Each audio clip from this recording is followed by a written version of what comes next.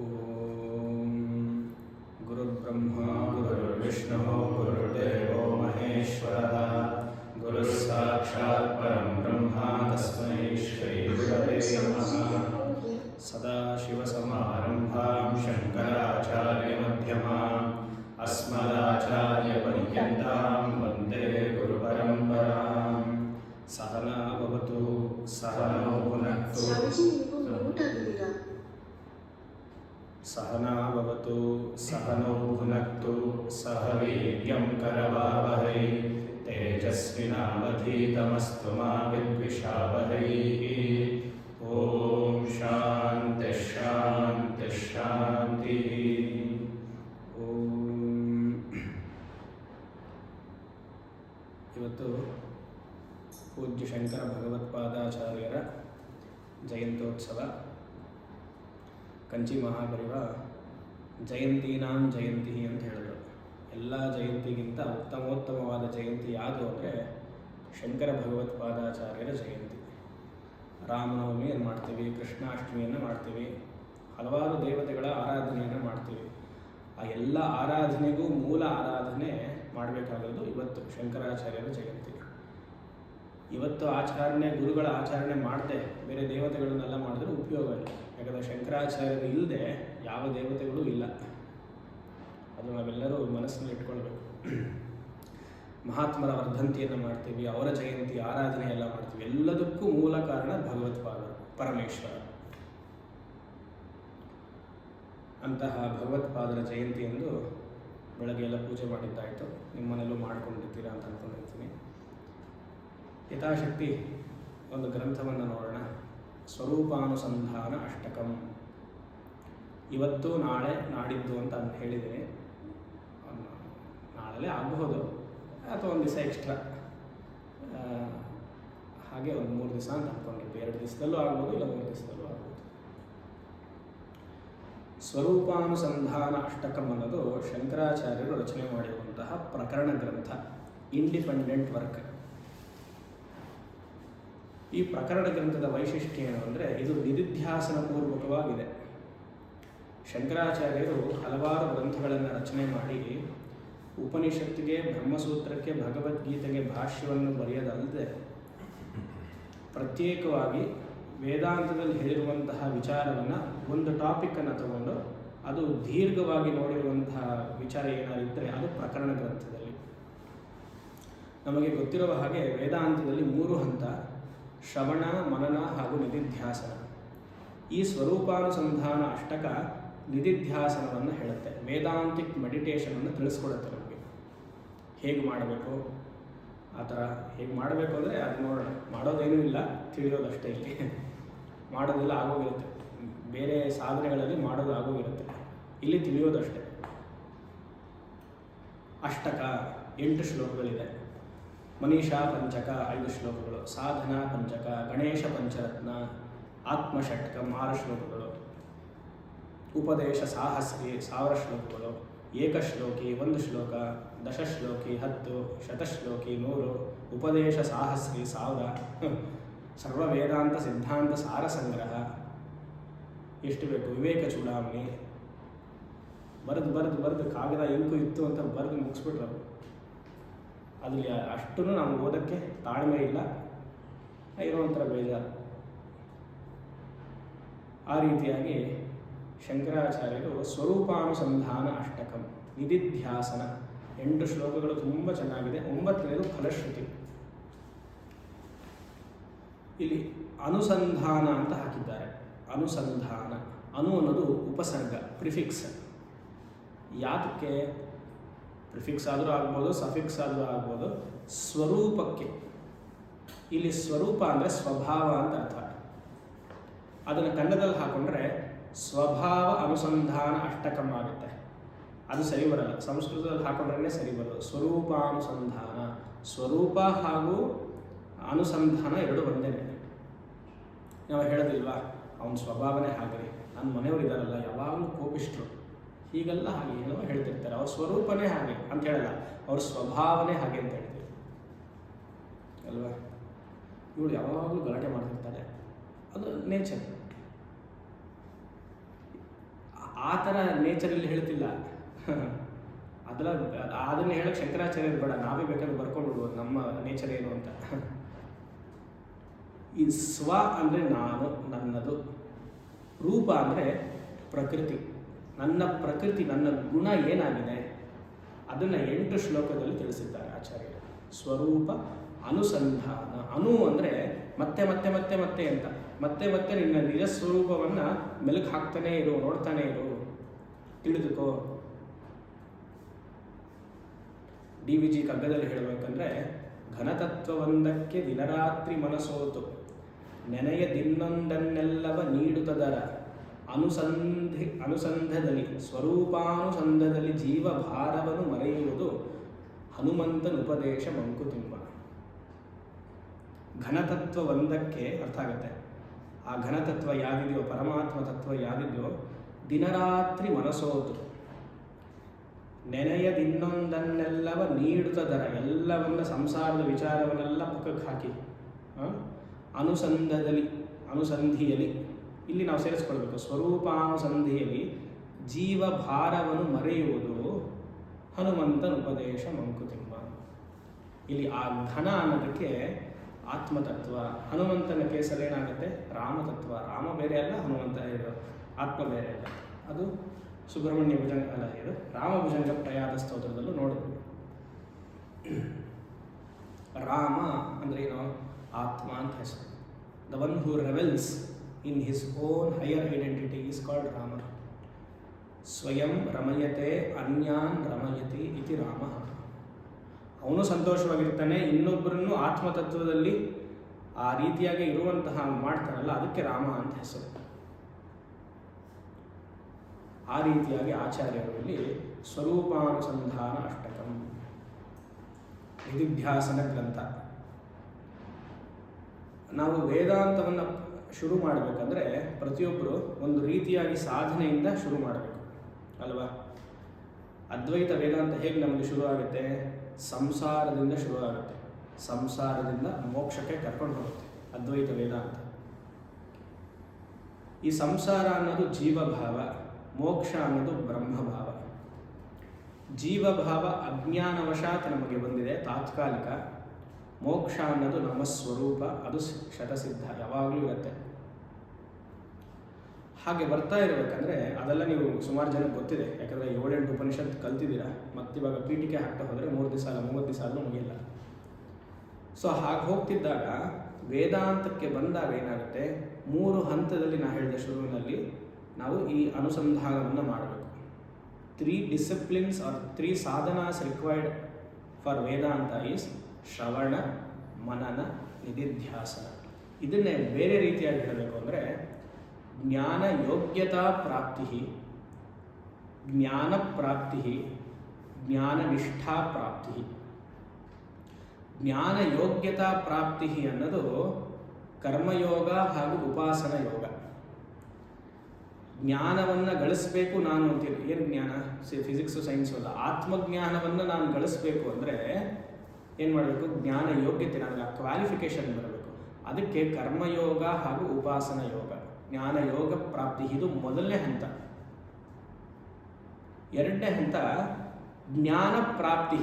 ಈ ಯೋಗ್ಯತೆಯನ್ನು ಗಳಿಸಿದ ಮೇಲೆ, ಇವಾಗ ಕ್ಯಾಟು ಮ್ಯಾಟ್ ಎಲ್ಲ ಬರೀತಾರಲ್ಲ, ಅದೇನೋ ಎಲಿಜಿಬಿಲಿಟಿ ತಾನೆ. ಆಮೇಲೆ IIMಗೆ ಹೋಗ್ತಾರಲ್ಲ, ಅಲ್ಲೇನು ಮಾಡ್ತಾರೆ? 2 ವರ್ಷನೋ 3 ವರ್ಷನೋ ಜ್ಞಾನ ಪ್ರಾಪ್ತಿ, ಯಾವುದೋ ಒಂದು ಮ್ಯಾನೇಜ್ಮೆಂಟ್ ಕೋರ್ಸ್ ಕಲಿತಾರೆ. ಅದಕ್ಕಿಂತ ಮುಂಚೆ ಯೋಗ್ಯತಾ ಪ್ರಾಪ್ತಿ ಬರೀಬೇಕು. 96 ಸ್ವಾಮೀಜಿ ಬಂತು, 98 ಬಂತು, ಆದರೂ ನನಗೆ ಸಿಗಲಿಲ್ಲ. ಸಿಗಲ್ಲ, ಏನು ಮಾಡೋದು, ಅಷ್ಟಿದೆ. ಇದಾದರೆ ಸಿಂಪಲ್, ಇಲ್ಲಿ ಅಹಂ ಬ್ರಹ್ಮಾಸ್ಮಿ ಅಂತ ಹೇಳ್ತಾರೆ ಉಂಟು, ಅದಲ್ವಲ್ಲ. ಜ್ಞಾನ ಪ್ರಾಪ್ತಿ.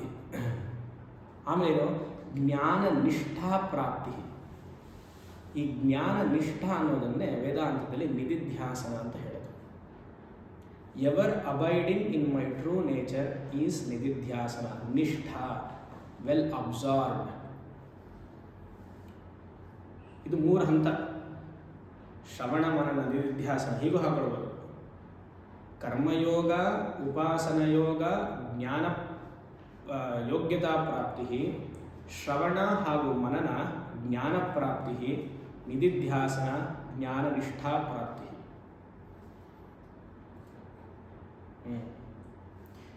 ಇಲ್ಲಿ ಆಚಾರ್ಯರೇನು ಹೇಳ್ತಿದ್ದಾರೆ ಶಂಕರ ಭಗವತ್ಪಾದರು, ಈ ಸ್ವರೂಪ ಅನುಸಂಧಾನ ಅಷ್ಟಕದಲ್ಲಿ ಜ್ಞಾನ ನಿಷ್ಠಾ ಪ್ರಾಪ್ತಿ ಬಗ್ಗೆ ಹೇಳ್ತಿದ್ದಾರೆ. ನಿಧಿಧ್ಯಾಸನ, ವೇದಾಂತಿಕ್ ಮೆಡಿಟೇಷನ್.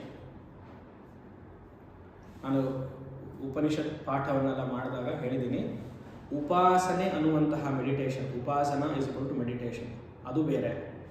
ವೇದಾಂತಿಕ್ ಮೆಡಿಟೇಷನ್ ಅದು ಬೇರೆ. ವೇದಾಂತಿಕ್ ಮೆಡಿಟೇಷನನ್ನು ನಿಧಿಧ್ಯಾಸನ ಅಂತ ಕರಿತೀವಿ. ನಾವು ಸಗುಣ ಉಪಾಸನೆ ಮಾಡ್ತೀವಲ್ವ, ನಮ್ಮ ಇಷ್ಟ ದೇವತೆ ಮೇಲೆ ಧ್ಯಾನ ಎಲ್ಲ ಮಾಡ್ತೀವಲ್ವ, ಅದನ್ನು ವೇದಾಂತಿಕ್ ಮೆಡಿಟೇಷನ್ ಅಂತ ಕರೆಯೋಕ್ಕಾಗಲ್ಲ, ಅದನ್ನು ನಿಧಿಧ್ಯಾಸನ ಅಂತಲೂ ಕರೆಯೋಕ್ಕಾಗಲ್ಲ. ಅದು ಉಪಾಸನೆ ಅಷ್ಟೆ. ಉಪಾಸನೆಯಲ್ಲಿ ದ್ವೈತ ರೀತಿಯಾಗಿರುತ್ತೆ, ನಿಧಿಧ್ಯಾಸನದಲ್ಲಿ ಅದ್ವೈತ ಪೂರ್ವಕವಾಗಿರುತ್ತೆ. ಸುಮಾರು ಜನಕ್ಕೆ ವೇದಾಂತಕ್ಕೆ ಬಂದಮೇಲೆ ನಿಧಿಧ್ಯಾಸನವನ್ನು ದ್ವೈತ ರೀತಿಯಾಗಿ ಮಾಡ್ತಾರೆ. ಅದೇನೋ ಕಣ್ಣು ಮುಚ್ಕೊಂಡು ಆ ಕಡೆ ಈ ಕಡೆ ತಿರ್ಕೊಂಡು ಡ್ಯಾನ್ಸ್ ಮಾಡ್ಕೊಂಡೆಲ್ಲ ಇರ್ತಾರೆ. ಅದಲ್ಲ, it is abiding in your own true nature. ಅದನ್ನು ಭಗವತ್ಪಾದರು ತಿಳಿಸ್ತಿದ್ದಾರೆ. ಅವರು 8 ಶ್ಲೋಕದಲ್ಲಿ ಪೂರ್ತಿ ನಿಧಿಧ್ಯಾಸನವನ್ನೇ ವಿಸ್ತಾರವಾಗಿ ಹೇಳ್ಬೋದಾಗಿತ್ತು. ಆದರೂ ಪಾಪ ನಮ್ಮ ಗುರುಗಳು ಅವ್ರಿಗೆ ಗೊತ್ತು, ಮರ್ತು ಬಿಟ್ಟಿರ್ತಾರೆ, ಜ್ಞಾನ ಯೋಗ್ಯತೆ ಅವ್ರಿಗೆ ಇರೋದಿಲ್ಲ, ಶ್ರವಣ ಮನನ ಇರೋದಿಲ್ಲ. ಹಾಗೆ ಅಂತ ಏನು ಮಾಡಿದ್ದಾರೆ ಭಗವತ್ಪಾದರು, ಮೊದಲನೇ ಶ್ಲೋಕದಲ್ಲಿ ಜ್ಞಾನ ಯೋಗ್ಯತಾ ಪ್ರಾಪ್ತಿಯನ್ನು ಹೇಳಿದ್ದಾರೆ. ಅಂದರೆ ಕರ್ಮಯೋಗ ಉಪಾಸನ ಯೋಗವನ್ನು ಮೊದಲನೇ ಶ್ಲೋಕದಲ್ಲಿ ಸಂಕ್ಷಿಪ್ತವಾಗಿ ವೆರಿ ಬ್ರೀಫಾಗಿ ಹೇಳಿದ್ದಾರೆ.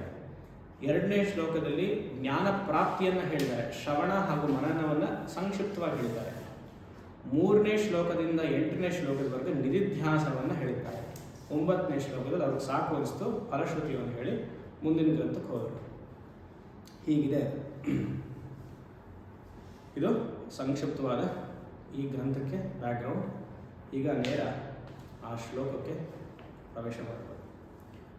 ತಪೋಯಜ್ಞದಾನಾಧಿವಿಶುದ್ಧ ಬುದ್ಧಿ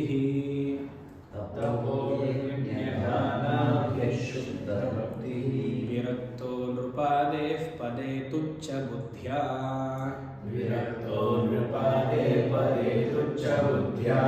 ಪರಿತ್ಯಜ್ಯ ಸರ್ವಂ ಯದಾಪ್ನೋತಿ ತತ್ವಂ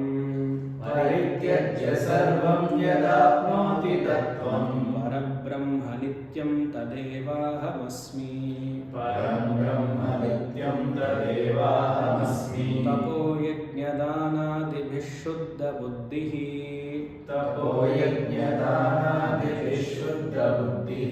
ವಿರಕ್ತೋ ನೃಪಾದೇಃ ಪದೇ ತುಚ್ಛ ಬುದ್ಧ್ಯಾ ಪರಿತ್ಯಜ್ಯ ಸರ್ವಂ ಯದಾಪ್ನೋತಿ ತತ್ವಂ ಪರಂ ಬ್ರಹ್ಮ ನಿತ್ಯಂ ತದೇವಾಹಮಸ್ಮಿ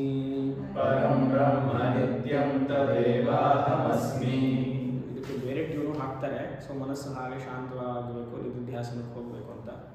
ನಮಗೆ ಆ ಟ್ಯೂನ್ ಎಲ್ಲ ಗೊತ್ತಿಲ್ಲ, ಅರ್ಥವನ್ನು ನೋಡೋದು.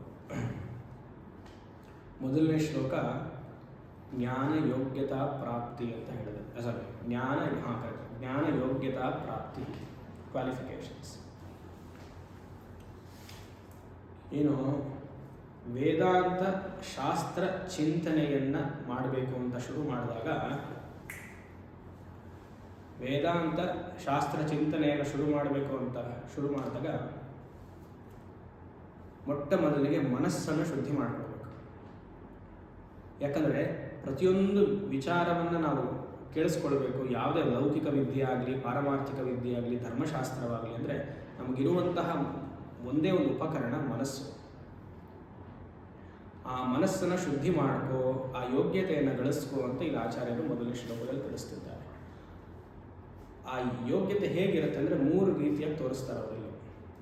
ಮೊದಲನೇದು ಯಜ್ಞ, 2ನೇದು ದಾನ, 3ನೇದು ತಪಸ್ಸು. ಯಜ್ಞ ಅಂದರೆ ಸಾಧಾರಣವಾದ ಅರ್ಥ ಪೂಜೆ ಅಂತ ಅರ್ಥ. ಹೋಮನೇ ಮಾಡೋದು ಯಜ್ಞ ಅಂತಲ್ಲ, ಅದು ಒಂದು ಅರ್ಥ. ಹೋಮದ ಕುಂಡದಲ್ಲಿ ಅಗ್ನಿಯನ್ನು ಆವಾಹನೆ ಮಾಡಿ ಅವನಿಗೆ ಉಪಚಾರ ಮಾಡೋದು ಅದೊಂದು ಯಜ್ಞ. ನಾರ್ಮಲ್ ಮೀನಿಂಗ್, ಸಾಧಾರಣವಾದ ಮೀನಿಂಗ್ ಯಜ್ಞ ಅಂದರೆ ಪೂಜೆ. ಆಧ್ಯಾತ್ಮಿಕ ಜೀವನದಲ್ಲಿ ಒಬ್ಬ ಶುರು ಮಾಡ್ತಿದ್ದಾನೆ, ಪ್ರವೇಶ ಮಾಡ್ತಿದ್ದಾನೆ ಅಂತಂದರೆ ಅವನು ಪೂಜೆಯನ್ನು ಮಾಡಬೇಕು. ಶುರುವಿನಲ್ಲಿ ಅವನು ಇಷ್ಟ ದೇವತೆ ಯಾರಿರ್ತಾರೋ ಅವರು. ಅದು ಮೊದಲನೇ ಹಂತ. ಆಮೇಲೆ ದಾನವನ್ನು ಮಾಡಬೇಕು, ಸಂತೋಷವಾಗಿ ಕೊಡಬೇಕಂತೆ ದಾನ. ಮೂರನೇದು ತಪಸ್ಸು. ಭಗವದ್ಗೀತೆಯಲ್ಲಿ ಕೃಷ್ಣನು ಇದನ್ನೇ ಹೇಳ್ತಾರಲ್ವ, 18ನೇ ಅಧ್ಯಾಯದಲ್ಲಿ. ಸುಮಾರು ದಿವಸ ಆಯಿತು ಭಾರ್ಗವಿಂದ ಕೇಳಿ. 18ನೇ ಅಧ್ಯಾಯದ 3-4ನೇ ಶ್ಲೋಕದಲ್ಲೂ ಬರುತ್ತೆ. ನಾನೇ ಹೇಳ್ಬಿಡ್ತೀನಿ. ಯಜ್ಞದಾನ ತಪಃ ಕರ್ಮ ನ ತ್ಯಾಜ್ಯಂ ಕಾರ್ಯಮೇವ ತತ್ ಯಜ್ಞೋದಾನಂ ತಪಶ್ಚೈವ ಪಾವನಾನಿ ಮನೀಷಿಣ. ಎಲ್ಲ ಶ್ಲೋಕಗಳು ಮತ್ತೆ ನಾಲ್ಕ ಬರಬೇಕು. ಅದಕ್ಕೆ ಸ್ವಾಮಿ ಯಾವಾಗ ಕ್ಲಾಸ್ ಮಾಡಿದ್ರೆ ಬರುತ್ತೆ. ನೀವು ಈ ಥರ ಗ್ಯಾಪ್ ಕೊಟ್ಟರೆ ಎಲ್ಲಿ ಬರುತ್ತೆ ಅಲ್ವಾ? ಆವಾಗ ಮಾಡಿದಾಗಲೂ ಅದೇ ಕಂಡೀಷನ್ ಇತ್ತು, ಈಗಲೂ ಅದೇ ಕಂಡೀಷನ್ ಇದೆ, ಹೊಸ್ತಿರಲ್ಲ. ಯಾಕಂದ್ರೆ ಇವಾಗ 8 ಗಂಟೆ 9 ಗಂಟೆಗೆ ಮರ್ತು ಹೋಗ್ತೀವಿ ನಾನು ಇದೆಲ್ಲ. ನನಗೇನು ಬೇರೆ ಕೆಲಸ ಇಲ್ಲಲ್ವ, ಅದಕ್ಕೆ ಇದೆ ಮಾಡ್ತಾ ಇರ್ತೀನಿ. ಯಜ್ಞದಾನ ತಪಃಕರ್ಮ ನ ತ್ಯಾಜ್ಯಂ ಕಾರ್ಯಮೇವ ತತ್. ಅರ್ಜುನ, ಇಲ್ಲಿ ಕಾರ್ಯ ಅಂದರೆ ಸಾಧಕನ ಕರ್ಮ, ನಿತ್ಯ ಕರ್ಮ ಅಂತ. ಯಜ್ಞ ದಾನ ತಪಃ ಕರ್ಮ ನ ತ್ಯಾಜ್ಯಂ ಕಾರ್ಯಮೇವ ತತ್. ಯಾವತ್ತೂ ಬಿಡೋ ಹಾಗಿಲ್ಲ, ಪೂಜೆ ಬಿಡೋ ಹಾಗಿಲ್ಲ, ದಾನ ಬಿಡೋ ಹಾಗಿಲ್ಲ, ತಪಸ್ಸು ಬಿಡೋ ಹಾಗಿಲ್ಲ. ನಾವಿವಾಗ 3 ಬಿಟ್ಟು ಕೂತಿದ್ದೀವಿ. ನಮಗೇನಂತ ಹೇಳಬೇಕು ಭಗವಂತ? ಹೊಸ ಭಗವದ್ಗೀತೆ ಶುರು ಮಾಡಬೇಕು ನಮಗೆ. ಯಜ್ಞದಾನ ತಪಃ ಕರ್ಮ ನ ತ್ಯಾಜ್ಯಂ ಕಾರ್ಯಂ ಏವ ತತ್. ಯಾಕೆ? ಯಜ್ಞದಾನ ತಪಃಕರ್ಮ ಪಾವನಾನಿ ಮನೀಷಿನ. ಮನಸ್ಸನ್ನು ಇದು ಶುದ್ಧಿ ಮಾಡುತ್ತೆ, ಪಾವನೆ ಮಾಡುತ್ತೆ ಅರ್ಜುನ. ಅದಕ್ಕೋಸ್ಕರ ಯಾವತ್ತೂ ಬಿಡೋ ಹಾಗಿಲ್ಲ ಇದು. ಅದನ್ನೇ ಆಚಾರ್ಯರು ಹೇಳ್ತಿದ್ದಾರೆ ಇಲ್ಲಿ. ಸಾಧಕ ಶುರುವಿನ ಹಂತದಲ್ಲಿ 3 ಮಾಡಬೇಕಂತೆ. ಪೂಜೆ, ನೀವು ಒಂದು 5 ನಿಮಿಷ ಪೂಜೆ ಮಾಡ್ಬೋದು, 2 ಗಂಟೆ ಕಾಲ ಪೂಜೆ ಮಾಡ್ಬೋದು, ದಿನ ಇಡೀ ಮಾಡ್ಬೋದು. ಅದು ನಿಮಗೆ ಬಿಟ್ಟಿರೋದು. ನಿಮ್ಮ ಮನಸ್ಥಿತಿ ಹೇಗಿದೆಯೋ ಹಾಗೆ ಮಾಡಬೇಕು.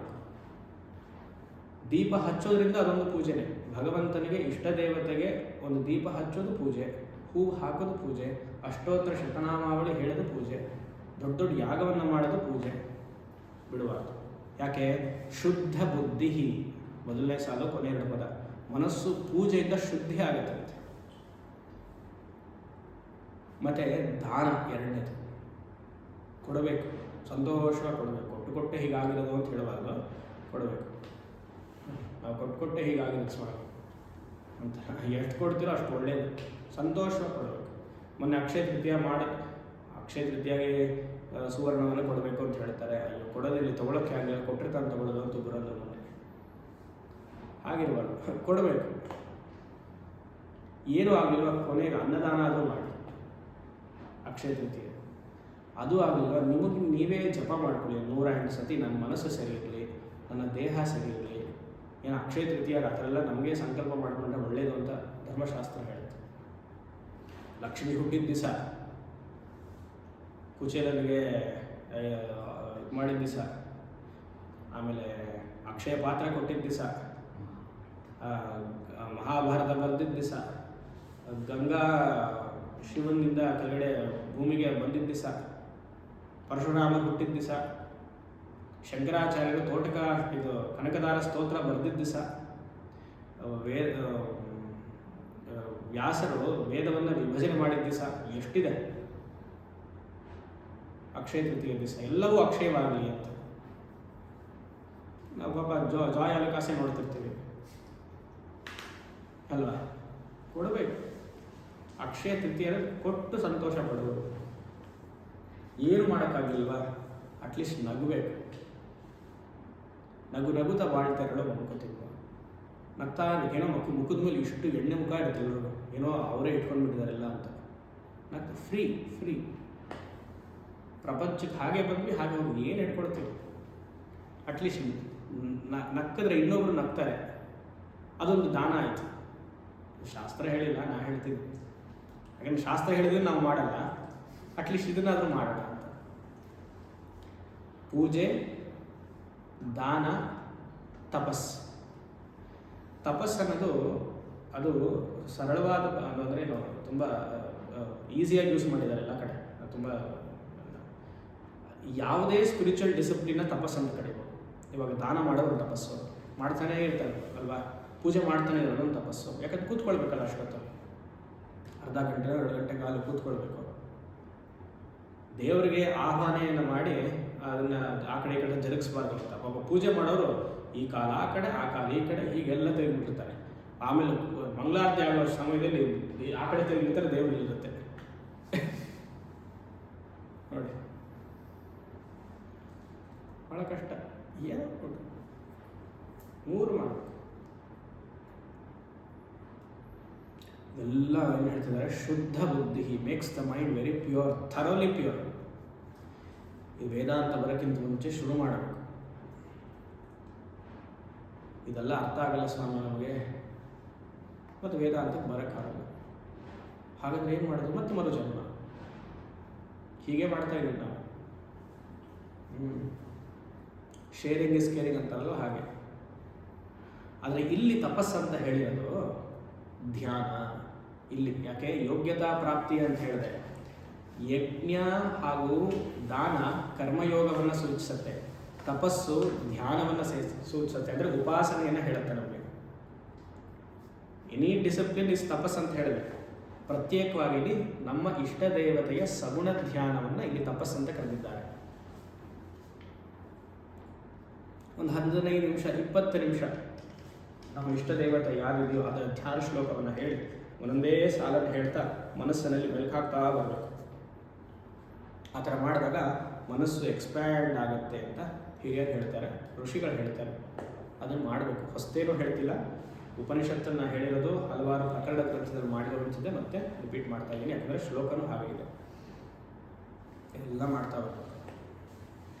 ಈ ಧ್ಯಾನ ಅನ್ನೋದು ಇಷ್ಟ ದೇವತಾ ಉಪಾಸನೆ, ಏಕರೂಪ ಉಪಾಸನೆಯಿಂದ ಅನೇಕ ರೂಪದಿಂದ ಹೋಗಿ ವಿಶ್ವರೂಪಕ್ಕೆ ಹೋಗಬೇಕು.